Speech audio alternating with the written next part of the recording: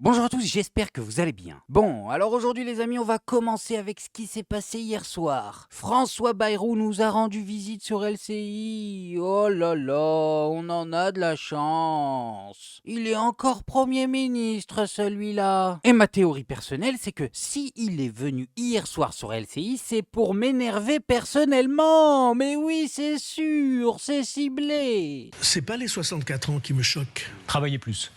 Travailler plus, c'est une nécessité.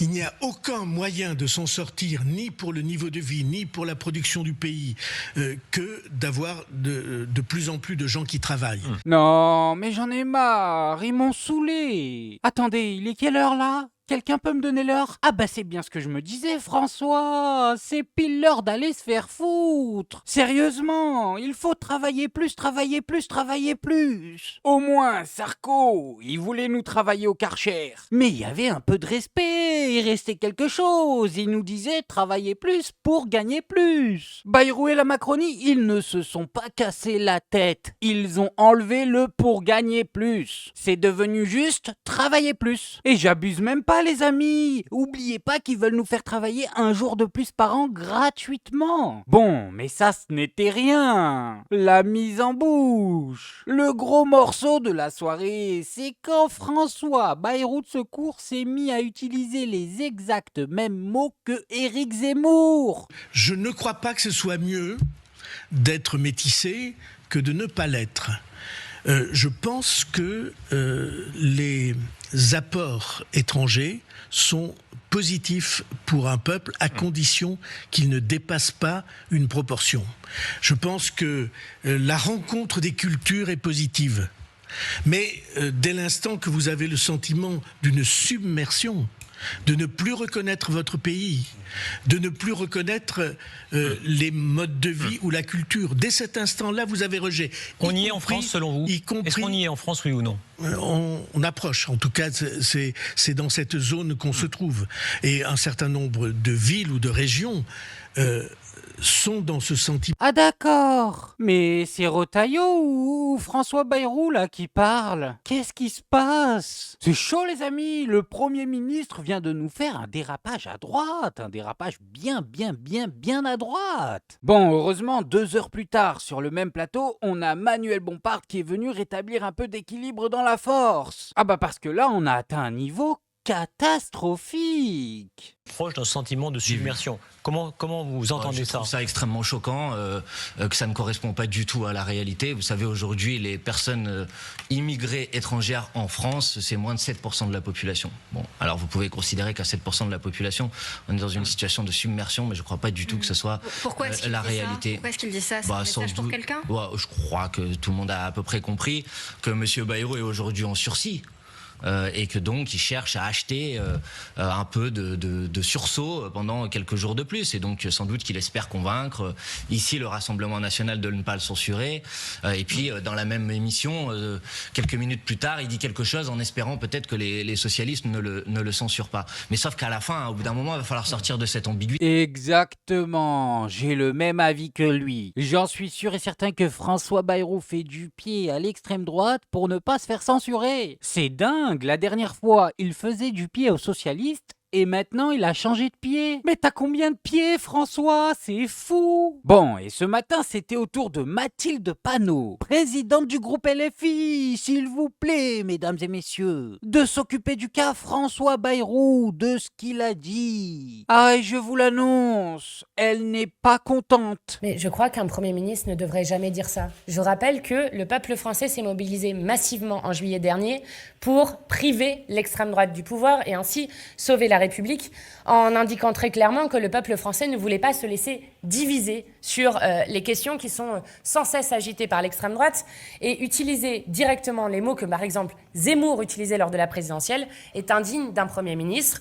Donc, je le redis, il est faux de dire que la France connaît une submersion migratoire. Je rappelle que la plupart et la majorité des migrations dans le monde se font entre les pays du Sud et non pas dans les pays d'Europe, et notamment que la France est un pays dans l'Europe de l'Ouest qui accueille parmi le moins de gens, et que tous ceux qui ne cessent de de promouvoir des politiques d'inaction climatique, de promouvoir des politiques de libre-échange qui détruisent la possibilité d'une agriculture vivrière, etc. dans les pays, sont des hypocrites, puisque ce sont eux qui forcent ensuite des gens à partir de chez eux. Donc nous ne sommes pas d'accord avec le fait qu'on parle comme cela avec les mots de l'extrême droite. Et surtout, moi je voudrais insister sur un point. À chaque fois qu'on veut détourner l'attention et qu'on essaie de diviser le peuple, on parle des questions migratoires.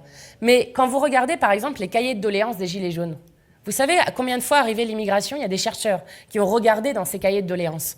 L'immigration arrivait pratiquement en dernière des revendications que portaient les gens. Ce que portaient les gens comme revendication, c'est la question de pouvoir décider de son avenir, le référendum d'initiative citoyenne, par exemple, la question de pouvoir vivre dignement, la question des salaires, la question d'avoir des AESH à l'école. Voilà toutes les questions qui sont posées. Et au moment où on a une explosion du chômage, je trouve ça d'autant plus indigne. Oh là là, il faut qu'il censure, hein. Il y a urgence. Il va nous faire regretter Barnier, celui-là. C'est fou. Bon, et sur un autre sujet, on a Pierre-Yves Cadalan, député LFI, qui en a fait remonter une pas mal à l'Assemblée. On est beaucoup à s'être dit ces dernières années qu'il y avait un truc qui clochait. Le pays semble être dirigé comme une entreprise. Les hôpitaux, les écoles, la police. On gère tout ça comme des restaurants. Il y a un truc qui va pas. Eh ben les amis, sachez que tout est normal, tout était prévu depuis le début. Monsieur le rapporteur, j'ai découvert avec une certaine gourmandise un livre que vous avez commis en 2016, préfacé par un certain Emmanuel Macron. Son titre m'a fait sourire, et après 7 ans de macronisme, il a tout, et d'un programme et d'une déroute. L'État en mode start-up. Parmi les éminents contributeurs de cet ouvrage figure Karim Tadjeddine, consultant chez McKinsey, entreprise qui a depuis largement trouvé son compte dans votre conception de l'action publique. On se rappelle les 500 000 € accordés à McKinsey en 2020 pour organiser un colloque sur l'éducation qui n'a jamais eu lieu, ou l'augmentation exponentielle des dépenses liées au cabinet de consultants extérieurs, 2,5 milliards d'euros en 2021. Votre monde s'écroule, votre monde est risible, je vous cite. L'action publique semble aujourd'hui faire face à une équation impossible entre réduction des moyens et multiplication des mécontentements. Voici pour la 4e de couverture. C'est vrai que la colère des fonctionnaires et des usagers n'a rien à voir avec la baisse des moyens. Quelle équation complexe, sans même une inconnue. Vous continuez. Les approches traditionnelles de la réforme sont mises en échec. À cette approche décliniste, l'État en mode start-up oppose une autre vision, celle d'une action publique réinventée, plus agile et collaborative, augmentée par l'innovation technologique et sociale. Tout cela toujours en présentation de l'ouvrage. À bas la tradition, vive le nouveau management, l'agilité sans moyens, tout un programme. Comme à l'hôpital où des formations sont désormais données par le groupe d'hôtel Accor pour apprendre aux soignants à accueillir les patients. Agilité. Comme les centres de formation professionnelle rebaptisés Village des solutions, réinventés. Il n'y a plus de moyens, le point d'indice est bloqué depuis bien longtemps. Mais soyons rassurés, grâce au miracle de l'État en mode start-up, les soignants et les formateurs se sentent rayonnants. Ils devraient même vénérer les prêtres de l'agilité et de la réinvention, les vestales de l'innovation qui entretiennent le feu sacré du macronisme.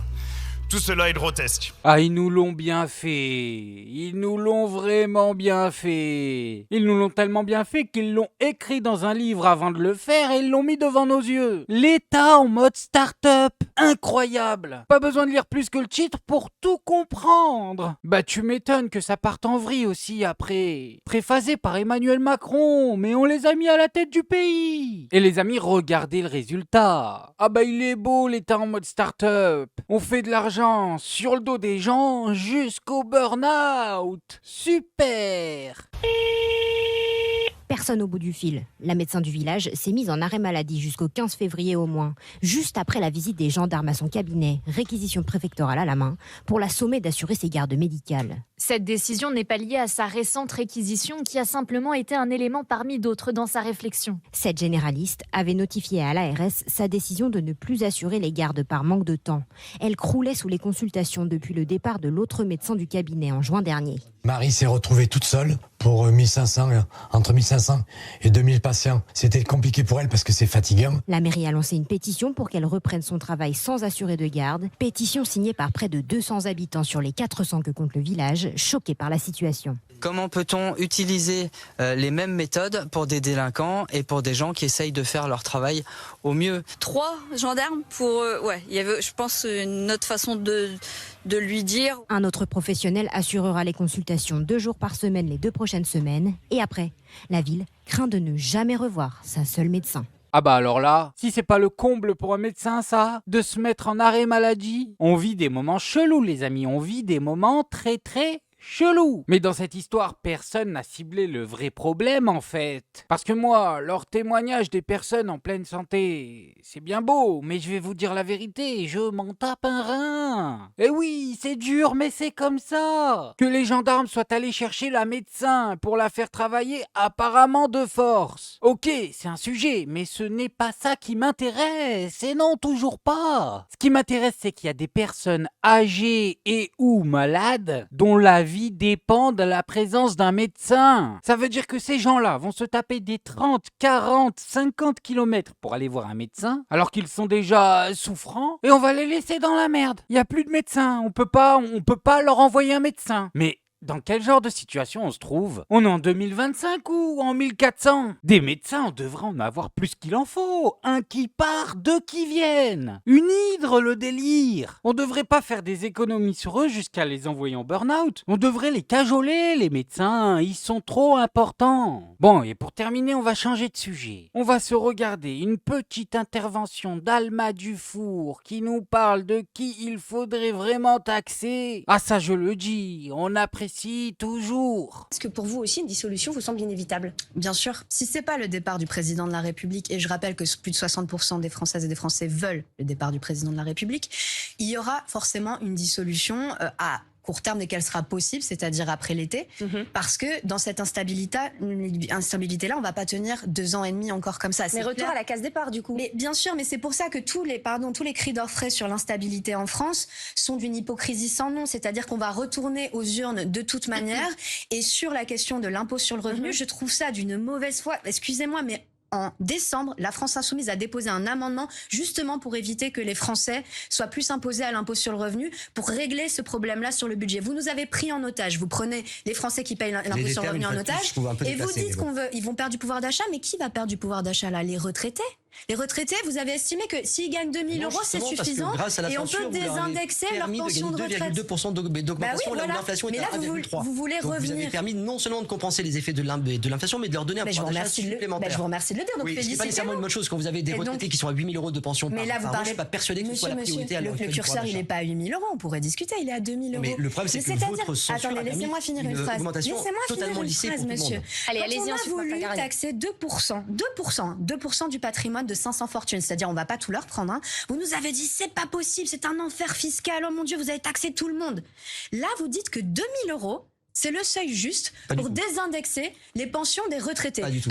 Vous savez, je sais combien vous gagnez. Moi aussi, je gagne la même chose. On ne peut pas dire aux gens aujourd'hui que 2 000 euros, c'est un seuil de vie décent. À 2 000 euros, on s'en sort à peine en France et c'est bien ça le problème. C'est pour ça que la consommation... Alors 500 personnes, les 500 personnes les plus riches, on ne touche pas. Mais des millions de retraités qui ne peuvent rien faire à part subir, ça on peut y aller. Servez-vous. Ah ben on y est là les amis, hein. On y revient. L'État en mode start-up. On enrichit les actionnaires, on exploite les salariés. Parce que dans l'État en mode start-up, on n'est plus des citoyens, on est des salariés. C'est ça qui est beau. Il est là, le tour de magie. Bon, bref, moi je voulais juste vous montrer ça. Maintenant, faites-vous votre avis tout seul. Faites attention à vous, faites attention à ce que vous regardez. Likez, abonnez-vous et oubliez pas le petit com qui fait plaisir. Et on n'oublie pas le petit com qui fait plaisir. Non, le petit com qui fait plaisir. On n'oublie pas le petit com qui fait plaisir. Non, non, celui-là on l'oublie pas.